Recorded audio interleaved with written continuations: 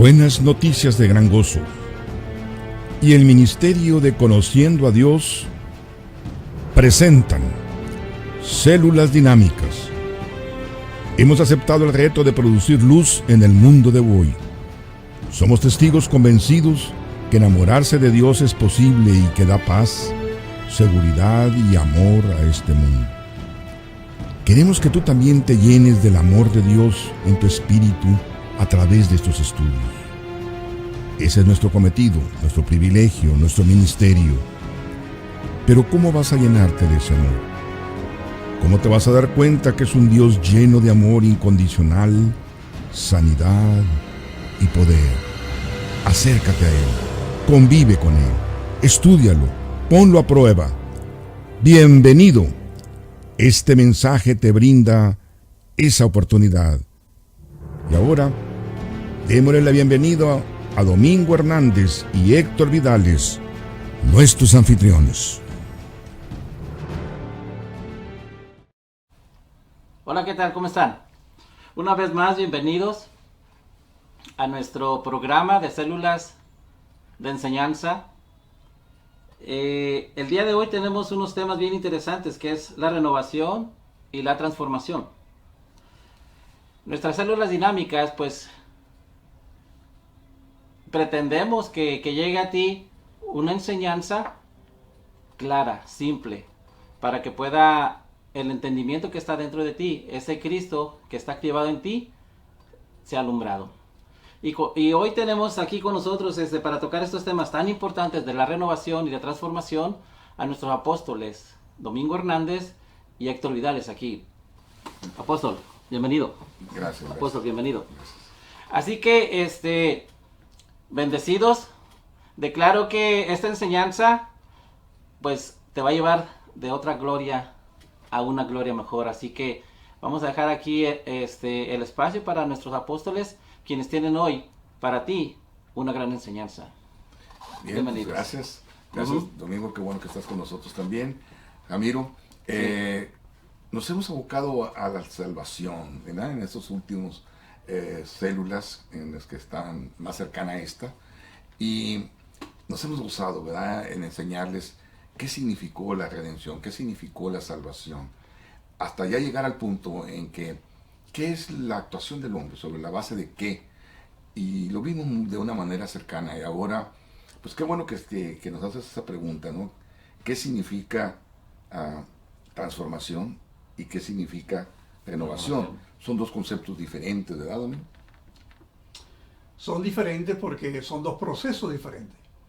Una se efectuó, la otra se va a efectuar. Exactamente. Y tenemos que ver la distancia que hay de una a otra. Así es. Que no se puede medir, porque una empezó y la otra hay que esperar que llegue y no se sabe cuándo. Sí. Y eso lo vamos a explicar con sencillez. Así es. Así es. Porque una es espiritual, ¿verdad? Nosotros hemos sido puestos en una renovación espiritual. Pasamos, dice, ahora de muerte a vida. Vamos a ver algunos versículos, ¿verdad?, que nos habla de que ahora nosotros somos tomados por Cristo como seres espirituales, somos nuevas criaturas, templo del Espíritu Santo. A la diferencia de lo que va a pasar con la carne. Entonces, sí existirá ahí, ¿verdad?, lo que significará que nuestros cuerpos en un momento dado van a ser transformados. Wow. Domingo, ¿tú ahorita te viene a tu mente algún punto sobre la transformación? Bueno, O mejor dicho, aplicamos primero la renovación espiritual. Bueno, la renovación espiritual es un proceso divino.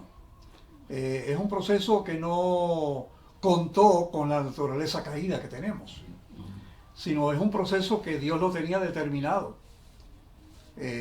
Lo tenía preparado desde antes de la fundación del mundo.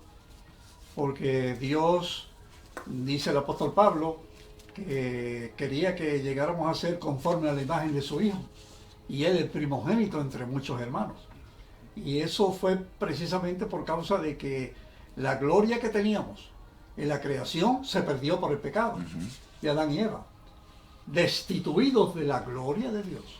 Sí. Pero cuando el Señor Jesucristo vino, Y en la cruz dijo, consumado es. Se produce a partir de ese momento que Él pagó la deuda, Él nos redimió como hemos estudiado. Se produce el nuevo nacimiento. Se produce la adopción del Espíritu. Sí. Como dice Romanos capítulo 8, que ahora el Espíritu Santo da el testimonio a nuestro espíritu que somos hijos de Dios. Y un hijo de Dios es uno que ha sido renovado. Renovado. Ha sido traído por el Espíritu Santo a la gloria que se había perdido. Así es. Sencillamente, sin darle mucha vuelta. Es obra de Dios. Lo que se perdió se arregló. Sí. Como hemos dicho antes, ¿no? El primer Adán echó a perder el molde. Pero Jesucristo, el postrer Adán, lo arregló. Sí. Y si lo arregló, pues entonces estamos transformados. O Sí. sea, regenerados. Regenerados. Regenerados, porque no hay que confundir las dos palabras. Sí. Sí. Sí. En esa regeneración, por ejemplo, yo lo tomo muy en serio, como le dijo a Jesús a Nicodemo, ¿verdad? Es necesario que nazcas de nuevo. O sea, Exactamente. había que ver una cosa nueva. Y sabes que yo he estado estudiando mucho ese paso y quería comentarlo con los estudiantes. Es que Cristo estaba muy empecinado, tenía un propósito muy claro de poder decirle a los judíos, y Nicodemo era el representante del Sanedrín, de la sinagoga, de que tenía que cambiar un poco el concepto que ellos traían. O sea, tenían que nacer porque ellos estaban sujetos a un régimen espiritual a través de sacerdotes. Y eso tenía que cambiar. Tenían que renovar su mente, como dijo el apóstol Pablo, para poder entender que ahora el ofrecimiento de la salvación no estaba en lo que el sacerdote hacía por medio de los sacrificios, sino que ahora venía aquel que lo venía a hacer completo, de una vez y para siempre, que era Cristo Jesús en la cruz. Entonces, era necesario anunciar esa renovación. Ahora, ¿qué les dice a los gentiles el apóstol Pablo? De nuevo que si alguno está en Cristo, nueva criatura es. Apóstol Domingo estaba mencionando que el primer Adán cometió un error y nos destituyó de una gloria. Ujú. ¿Sí? Eso quiere decir que nosotros, en esencia, antes de que se hubiera formado la tierra, ya nosotros estábamos en ese espíritu. Sí. ¿Sí? Sí, es lógicamente pensar que si vamos a regresar, después lo vamos a ver ahorita, a seres espirituales, digo ya completamente transformados ahora sí, entonces necesitamos entender que venimos de ese mismo lugar, o sea, de esa presencia divina. Entonces en la presencia divina habitamos en cuerpos espirituales. Entonces eso se destituyó, eso se perdió, dijéramos, ¿verdad? Entonces eso tenía que venir ahora un concepto que Dios lo prometió, que deberíamos de regresar a conocer cuál era la situación del Cristo, del ungido, para darnos a entender que íbamos a tener una nueva posición, una nueva postura. Okay. ¿Verdad? Entonces, antes con el primer Adán estábamos nosotros condicionados. Después, con el postrer Adán, que es Cristo, entonces estamos posicionados en una nueva criatura. Exactamente. Es decir, estamos revestidos de lo celestial que teníamos antes. Eso se llama prolepsia. ¿Okay? Es decir, prolépticamente, o sea, hacia el futuro, ya tenemos prometida esa situación. Como por eso dice que ya hasta nos glorificó prolépticamente.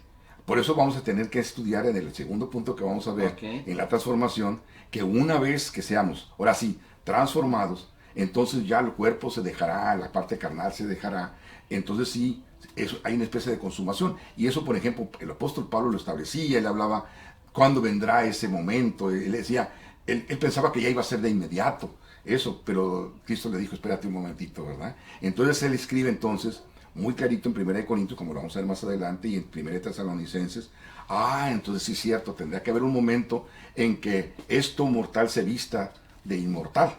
Entonces, ahora sí hay una consumación de algo que se prometió desde antes de la consumación del mundo, que se hizo realidad en la cruz, que nos dio una postura, pero que todavía arrastramos a un cuerpo mortal. Ok, muy bien. Esas son las cláusulas que hay misteriosas en la Biblia, los misterios de la creación. Sí. Ok. Que Pablo menciona que el matrimonio es un misterio, eso Sí. también un día lo vamos a estudiar. Porque Adán y Eva cuando fueron creados, Dios venía, hablaba con ellos allí en el Edén, y ellos una vez que comen se ven desnudos. Sin embargo, ellos no tenían, aparentemente ellos estaban sin ropa, pero ¿qué ropa los cubría? O sea, algo los cubría a ellos, que una vez que comieron se vieron desnudos. Y lo que los cubría nada menos que era la gloria de Dios. Sí. Con la cual fueron cubiertos porque fueron, dice la Biblia, que fueron hechos a la imagen de Dios. Y después esa imagen fue puesta en la tierra, cuando formaron aquel hombre del polvo de la tierra. Entonces, al salir esa imagen fuera, porque fue destituido el hombre, se separa y se quedó la pura carne, Así es. y entonces esa carne se muere y se muere y se muere hasta que llegó Jesús y nos recuperó la imagen de nuevo. Sí. Que es como la prolexia, ¿no? Exactamente. En el ámbito espiritual hemos nacido. Ahora vivimos juntamente con Cristo. Somos nuevamente, ¿verdad?, puestos en una posición. La posición la tenemos. Fíjense lo que dice Primera de Juan 5.1 y Primera de Juan 5.4. Todo aquel que cree que Jesús es el Cristo es nacido de Dios. Y todo aquel que ama al que engendró, ama también al que ha sido engendrado por él. Primera de Juan 5.4 dice, porque todo el que es nacido de Dios vence al mundo. Y esta es la victoria que ha vencido al mundo, dice nuestra fe. Entonces dice, también sabemos que el que es nacido de Dios, por ejemplo, no practica el pecado, lo cual quiere decir que nos acepta que existen esas dos posiciones, ¿verdad? O el apóstol Pablo en el capítulo 7 del libro a los Romanos, ¿qué voy a hacer con este cuerpo de perdición? O sea, entonces él aceptaba que Dios tenía una solución espiritual, pero que el cuerpo lo iba a arrastrar. Pero ya no dependía, desde luego, del cuerpo, de ese sí, pero lo arrastraba y lo arrastramos. Es decir, arrastramos un cuerpo, ¿por qué? Porque tiene hambre, se enferma, inclusive va a morir. Pero no el espíritu, sino que va a morir es el cuerpo. El apóstol Pablo también lo dijo muy claramente, ¿verdad? Para el alma para que se salve, más el cuerpo para que se vaya a la tumba, ¿verdad? Entonces, eso tenemos que entenderlo. Pero también no confundirlo de tal manera de que no entendamos que somos nacidos de nuevo, que espiritualmente estamos posicionados y que debemos de tomar posición de esa parte espiritual y no vivir en la carne. Es decir, como tú lo dices muy bien, y me gustaría que tú nos los comentaras, esa carne que dice que tienes que tenerla en, ¿cómo dice? En sujetarla, no hacerle caso, amortiguar sus deseos, porque está viciada conforme a los deseos de engaño. Efesios 4:22. O sea, si la carne está dentro de un proceso engañoso, que engaño significa en el contexto bíblico diablos, porque diabolos es mentira. Mentiroso, Y engañador. Satanás significa enemigo, son dos cosas diferentes. Acusador. O sea que la carne tiene diablo. Exactamente. Entonces te engaña, por lo tanto, si alguien te va a engañar, tienes que vigilar para que tú no caigas en el engaño, Así es. porque está viciada conforme el deseo de engaño. Así es. Entonces hay que estar vigilándola. Ahora, hay una cosa muy importante en el proceso final, ¿no? Cuando Jesús venga, que la nueva criatura va a estar vestida. Sí. Porque ahora la nueva criatura vive en un cuerpo caído. Porque dice Pedro que tenemos naturaleza divina. Exactamente. Y tenemos, como decía Lutero, justo y pecador. Al mismo tiempo justo, al mismo tiempo pecador, ¿verdad? Simul justus et peccator. En Efesios capítulo 2, versículo 15, dice, aboliendo en su carne las enemistades, la ley de los mandamientos expresada en ordenanzas, para crear en sí mismo de los dos un solo y nuevo hombre, haciendo la paz. Es claro que debe existir esa renovación. Efesios 4:24. Y vístanse, dice, del nuevo hombre, creado según Dios en la justicia y santidad a la verdad. Así es que, qué importante podemos ser eso, que no nomás allí llega, sino que dice Dios que somos templos del Espíritu Santo, ¿verdad, amigo? Esa es una de las realidades escritas por Pablo que se ignora muchas veces. Porque un templo, hablando espiritualmente, es donde mora Dios.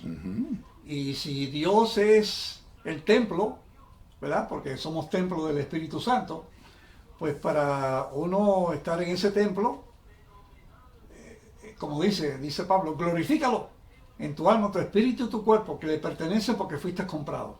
Entonces quiere decir que ahora tú, al vivir en el templo, tú vives en Dios. Es lo que está diciendo Así él. es. La nueva criatura vive en Dios. Ujú. Y Ah, si con vive en Cristo vivo Dios, justamente, ¿verdad? y si vive en Dios, es como decir en contexto, es que Él es el Padre originador de la vida. Así es. Él fue el que nos engendró, dice el apóstol Pablo, ¿verdad? Y también lo dice Juan 1, fuimos engendrados no por carne y sangre, sino por Dios. Así es. Entonces, el templo del Espíritu es vivir uno en el Espíritu, De espíritu a espíritu. de espíritu a espíritu. No es de carne a espíritu. Espíritu, ¿verdad que no? Porque dice que el Señor es el Espíritu, donde está el Espíritu del Señor, allí hay libertad, Así es. y el que se une al Señor, un espíritu es. Mi espíritu le dice a tu espíritu. Que eres hijo de Dios. ¿Verdad? Él dice, la carne no tiene que ver con el espíritu, el No, espíritu no vive no, contra la no. carne, ¿verdad? Por eso el cristiano tiene que aprender a separar estas dos Tiene cosas. que aprender, ¿verdad? Así es, aquí se lo decimos muy clarito a nuestros alumnos, ¿verdad? Necesitamos vivir en la parte espiritual, Camilo. Sí. Entonces, en la renovación, estamos, por ejemplo, ve aquí una notita donde dice, Efesios 4:22 dice, en cuanto a la pasada manera de vivir, despojados del viejo hombre que está viciado conforme a los deseos engañosos, es lo que estoy escuchando Sí, ahorita, ¿no? sí. Entonces, nosotros cuando renovamos nuestro entendimiento, aprendemos lo que acaba de decir el apóstol Domingo, a controlar, a llevar cautivo a la cautividad todos esos deseos engañosos, ¿no? Ujú. Pero saber En que la estás carne. parado en la posición espiritual. Eso es lo interesante, de que vamos diciendo que aunque vives en un cuerpo caído, tienes la victoria de Cristo asegurada. Ujú. Entonces, esa seguridad debemos de valorarla. Por eso dice, gócense. El gozo ahora debe ser genuino. Y fíjate lo que le dijo a la mujer samaritana, mi Padre es espíritu, y los verdaderos adoradores adorarán A a Dios en espíritu y en verdad. Y Él busca esos adoradores. Busca a los adoradores. Él los busca. Él los busca. Está dice. tremendo. Quiere decir que Él busca donde están. Ujú. Porque si no están, Él no los busca. Existen. O si les Existe, quita el criterio de existe. entendimiento, siguen en sus carnalidades. dice. Exactamente, exactamente. Entonces la puerca vuelve al vómito, dice también. Eso ¿verdad? es muy importante. Ujú. Por eso dice Pablo, no confiamos en la carne. Carne. Él lo explica muy clarito, no confío en la carne. Pero sí también sacamos claro que si se fijan, no desaparece el concepto carnal, no desaparece. Inclusive en el mismo Gálatas, no desaparece que existe el concepto de carnalidad.